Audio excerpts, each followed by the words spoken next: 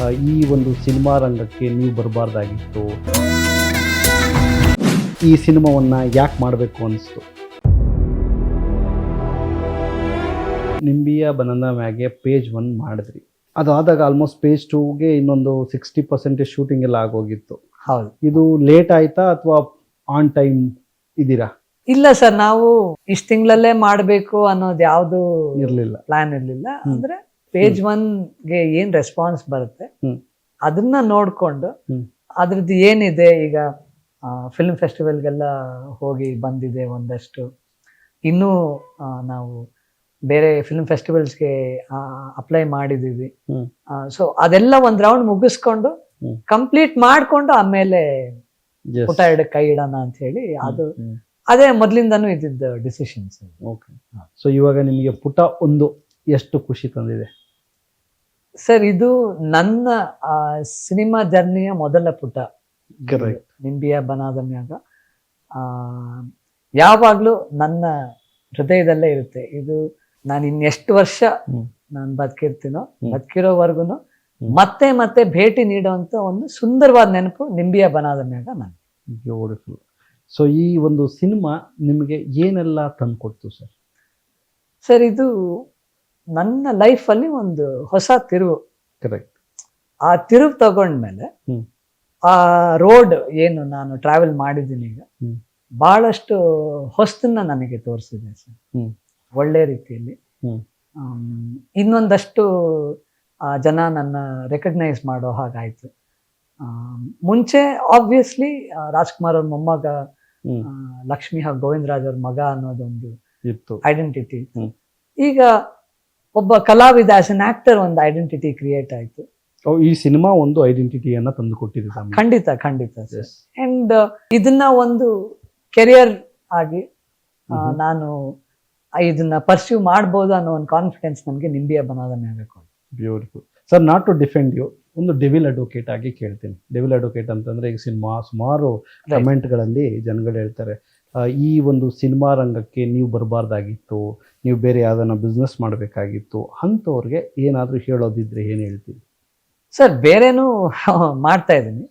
Point number 1 ಇಲ್ಲ ಅಂತ ಅಲ್ಲ, ನಾನು ಪ್ಲಾನ್ ಮಾಡಿದ್ದಲ್ಲ. ಯಾವುದೋ ಮನಸ್ಸಿನ ಯಾವುದೋ ಒಂದು ಮೂಲೆಯಲ್ಲಿ ಒಂದು ಆಸೆ ಇತ್ತು. ಕರೆಕ್ಟ್. ಅದಕ್ಕೆ ಗೊತ್ತಿಲ್ದೇನೆ ನೀರ್ ಹಾಕಿ ಅದಕ್ಕೆ ಬೆಳಕು ಕೊಟ್ಟು ಅದಕ್ಕೆ ಜೀವ ತುಂಬಿದವರು ನಮ್ಮ ಡೈರೆಕ್ಟರ್ ಅಶೋಕ್ ಸರ್, ಆಮೇಲೆ ಪ್ರೊಡ್ಯೂಸರ್ ಮಾದೇಶ್ ಸರ್. ನನಗೆ ಫಸ್ಟ್ ಬಂದ ನಾನು ಬಹಳಷ್ಟು ಕಡೆ ಹೇಳಿದ್ದೀನಿ. ಫಸ್ಟ್ ಬಂದಾಗ ನನಗೆ ನಂಬಕ್ಕೆ ಆಗ್ಲಿಲ್ಲ. ಹೆಂಗ್ ಸರ್ ಅದು, ನಾನು ಎಲ್ಲೂ ನನ್ಗೊಂದು ನಾನು ಆಕ್ಟರ್ ಆಗ್ಬೇಕು ಅನ್ನೋದು ನಾನು ಹೇಳ್ಕೊಂಡಿಲ್ಲ, ಯಾರಿಗೂ ಗೊತ್ತಿಲ್ಲ, ಮನೆಯಲ್ಲೇ ಗೊತ್ತಿರ್ಲಿಲ್ಲ. ಹೇಗೆ ಇದು ಅಂತ, ಇದು ಡೆಸ್ಟಿನಿ ಅಂಡ್ ದೇವರ ಆಶೀರ್ವಾದ, ನಮ್ಮ ಹಿರಿಯರ ಆಶೀರ್ವಾದ, ನಮ್ಮ ತಾತ ಅಜ್ಜಿ ಅವ್ರ ಆಶೀರ್ವಾದ ಅಂತಾನೆ ನಾನು ತಿಳ್ಕೊಂಡಿದ್ದೀನಿ ಸರ್. ಎಲ್ಲಾರ ಒಂದು ಒಪಿನಿಯನ್ ನಾನು ವೆಲ್ಕಮ್ ಮಾಡ್ತೀನಿ. ಅವ್ರಿಗೆ ಏನೋ ಅನ್ಸಿದೆ, ಹೇಳಿದ್ದಾರೆ, ಐ ಅಕ್ಸೆಪ್ಟೆಡ್ ಸರ್. ಬಟ್ ಅದನ್ನ ತಗೊಂಡು ಏನ್ ಮಾಡ್ಬೇಕು ಅನ್ನೋದು ಅದು ನನಗ್ ಬಿಟ್ಟಿದೆ. ಎಲ್ಲಿವರೆಗೂ ನನಗೆ ಒಂದು ಸಿನಿಮಾದ ಒಂದು ಏನೋ ಋಣ ಇದು, ಅಲ್ಲಿವರೆಗೂ ನಾನು ಆಕ್ಟರ್ ಆಗಿರ್ಬೋದು ಸರ್. ಮುಂದೆ ಈಗ ಫಸ್ಟ್ ನನಗೆ ಆಸ್ ಅನ್ ಆಕ್ಟರ್ ಸಿನಿಮಾದಲ್ಲಿ ಒಂದು ಅವೆನ್ಯೂ ಓಪನ್ ಆಗಿದೆ. ಮುಂದಕ್ಕೆ ಇನ್ನೇನೇನು ಓಪನ್ ಆಗುತ್ತೋ ನೋಡೋಣ. ಈ ಸದ್ಯಕ್ಕಂತೂ ನನಗೆ ಗೊತ್ತಿಲ್ಲ, ಮುಂದೆ ನೋಡೋಣ. ಸರ್, ಈಗ ನೀವು 3 ಜನ ಸಿಕ್ಕಿದಾಗ ಏನ್ ಯೂಶಲಿ ಡಿಸ್ಕಷನ್ ಮೇಜರ್ ಏನ್? ಈಗ ತುಂಬಾ ಸೀರಿಯಸ್ ಆಗಿ ನಾನು ಇಂಟರ್ವ್ಯೂ ತಗೊಂಡೋಗಿ ಇಷ್ಟಪಡೋದಿಲ್ಲ. ಯಾವ ವಿಚಾರ ಜಾಸ್ತಿ? 2 ವಿಷಯ ಸರ್. ಎಸ್ಪೆಷಲಿ ನಮ್ಮ ಪ್ರೊಡ್ಯೂಸರ್ ಸರ್ಗೆ, ಅವರು ತುಂಬಾ ಸ್ಪಿರಿಚುವಲ್ ಪರ್ಸನ್. ದೇವರು, ದೇವಸ್ಥಾನಗಳು, ಒಳ್ಳೊಳ್ಳೆ ಪುಣ್ಯಕ್ಷೇತ್ರಗಳಿಗೆ ಅವರು ಹೋಗ್ತಾ ಇರ್ತಾರೆ, ನಮ್ಮನ್ನು ಕರ್ಕೊಂಡು ಹೋಗ್ತಾರೆ. ಅದ್ ಬಿಟ್ರೆ ಊಟ, ಒಳ್ಳೊಳ್ಳೆ ಕಡೆ ನಮ್ಗೆ ಊಟ ಮಾಡಿಸಿದ್ದಾರೆ. ಎಲ್ಲೇ ಹೋದ್ರು ಇಲ್ಲಿ ಇದು ಸಕ್ಕದಾಗಿರುತ್ತೆ ಸರ್, ಹೋಗೋಣ. ಅವರು ಮಾದೇಶ್ ಸರ್ ಬಹಳಷ್ಟು ಕಡೆ ಒಳ್ಳೊಳ್ಳೆ ಊಟ ಮಾಡಿಸಿದ್ದಾರೆ, ಎಲ್ಲ ಪುಣ್ಯಕ್ಷೇತ್ರಗಳ ದರ್ಶನ ಮಾಡಿಸಿದ್ದಾರೆ ಸರ್. ನಿಂಬಿಯ ಬನಾನಾ ಮೇಲೆ ಏನದು ಹೆಡ್ಲೈನ್ಸ್ ಮತ್ತೆ ಹೇಗ್ ಬಂತು? ಅಂದ್ರೆ ನಾವೆಲ್ಲ ನೋಡಿರೋದು ಜಿ ಪಿ ರಾಜರತ್ನವರ ಒಂದು ವಾಕ್ಯ. ಜನಪದ ಟಚ್ ಇರ್ಲಿ ಅಂತ ಅಂದ್ಬಿಟ್ಟು ಆಮೇಲೆ ನಮ್ಮ ಒಂದು ಕಥೆಗೆ ಒಂದು ಪೂರ್ವವಾಗಿತ್ತು ಟೈಟಲ್. ಆಮೇಲೆ ಒಂದು ಒಳ್ಳೆ ನಮ್ದೊಂದು ಸೊಗಡು ಇದೆಯಲ್ಲ ಅಂತ ಅಂದ್ಬಿಟ್ಟು ನಿಂಬಿಯ ಬರದಾಗ ಅಂತ ಅಂದ್ಬಿಟ್ಟು ಅಂದ್ರೆ ಅದು ಎಲ್ಲಾರ್ಗು ಕ್ಯಾಚ್ ಇತ್ತು. ಅಂದ್ರೆ ಅವಾಗೆಲ್ಲ ಚಿಕ್ಕ ವಯಸ್ಸಲ್ಲೆಲ್ಲ ತಾಯಿ ಮಕ್ಳಿಗೆ ಹಾಡು ಹೇಳ್ತಾ ಇದ್ದು ನಿಂಬಿ ಅಪರಾಧ ಮಗ ಅಂತ.